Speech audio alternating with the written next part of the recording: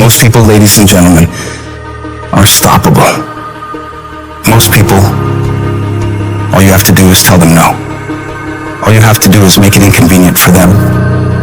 All you have to do is throw some issues and challenges their way, and they give up. They throw in the towel. They surrender. See, those people don't realize that it goes with the territory. That when you want to grow, when you want to achieve, when you want to experience more, all hell will break loose. Everything that can happen will happen. It's one thing to believe when you've got money in your pocket. It's one thing to believe when your marriage is working out and you've got your health. It's easy to believe then. But it's another thing when you get that diagnosis that says you're not going to be around much longer. When you lose your job, when someone you thought you'd be with for the rest of your life says, no, we can't do this anymore. That's when you have to dig deep. That's when you got to find something within you that won't be denied. There is something about you. There is a power within you that regardless of what happens to you, you can stand up inside of yourself and declare, I am going to do it. You got to get to the point in your life where you say, I have had it. I'm not going to live like this anymore. No, there's got to be more for me. You got to draw the line. You got to say enough is enough, and I'm not going to let anything stop me. Don't go through life feeling like you're powerless. Victims are people that are powerless. You're not powerless. You're not a victim. You are powerful. In the chaos is an opportunity. If you can learn to harness the pain you're going through, you can rise to the challenge and refuse to allow the chaos around you to determine the conqueror within you. Resisting the toe to go down and standing fiercely in spite of the opposition and saying, I'm going to do it anyway, but you don't know what's happened to me. It doesn't fucking matter what has happened to you. The only thing that really matters is what are you going to do about it? I can become upset, nervous, tense about it, weak about it, or I can say, it's okay, I'm going to make it happen. You can allow it to destroy you, or you can allow it to build you up. You have the power to do that. Things are going to happen to you, and the most important thing to do is to harness your will and let it go and move so you can grow, so you can get on with your life. Start working and developing yourself now and prepare yourself for what it is that you want, because you expect to get it. Courageously hold on to your dream and don't lose enthusiasm. You got to be out of your mind to believe. In spite of these numbers, you can still make it. You got to be crazy. Yes, you must be crazy. The crazy people are the only ones who change the world and do the impossible. You got to believe in your heart of hearts that in spite of the pain you're feeling, you can still come back again. It doesn't matter how many times I fail. I'm going to courageously pursue it. I don't care what people say. I don't care what they think. This is something that I want that gives my life meaning and value. You've got to learn how not to give up and how not to give in. And you got to understand that greatness is within you, and you got to pull it out. When life's putting the pressure on you, you have to learn to bolt every escape hatch closed in your mind and don't allow yourself a way out. You got to find a way or make a way. It's okay to cry, it's okay to go home, it's okay to take a break, but quitting should never be an option. The weakness is in your mind, out to worry you to death, out to stress you to death, out to break you down, out to make you quit, out to make you think that you can't get up, out to make you give up on your dream. The war takes place in your own head. It's not in your savings account. It's not in your job. The fight that you gotta fight is in your mind. And if you can get it out of your head, you can get it out of your job, you can get it out of your finances, you can get all the self-pitying and victimizing thoughts out of your entire life. If you don't like where you're at, don't worry about it. This is just a chapter. Don't like how you feel right now? It's okay. It's just a chapter. Why are you up all night, stressed, worried, and weeping over one chapter in your life? This isn't the end of your story. The last chapter of your life hasn't been written yet. You still have more to go. You can still turn things around. And it doesn't matter what happened yesterday or the day before. What matters is, what are you doing right now to make your life better? What steps are you taking right now to improve yourself and your situation? We can't control what has happened, but we can control what we do now. You have full control over yourself and your ability to work on yourself and get better at whatever you're doing. The difficulties you're facing right now aren't there to stop you from living your dream. They're there to push you onto another level. They will help make you into the person you want to be.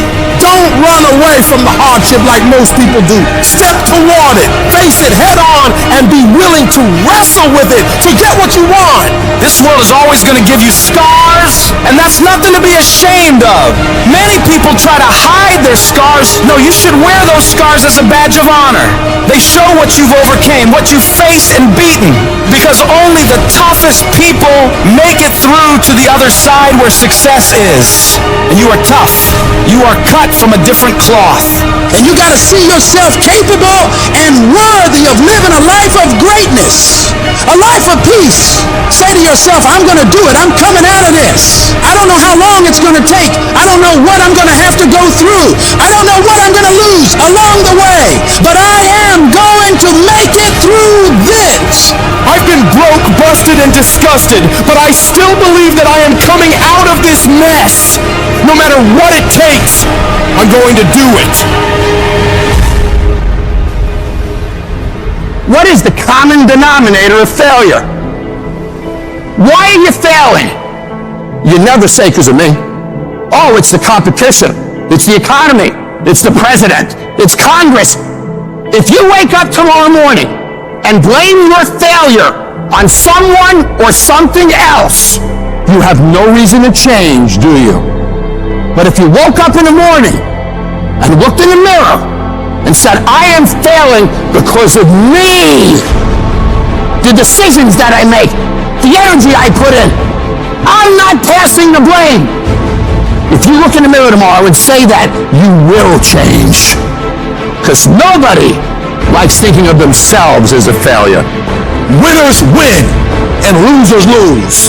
And if you create a culture of losing, if you keep being a victim, if you keep letting losing happen to you, if you keep letting people do you and treat you any kind of way, it's going to become a culture.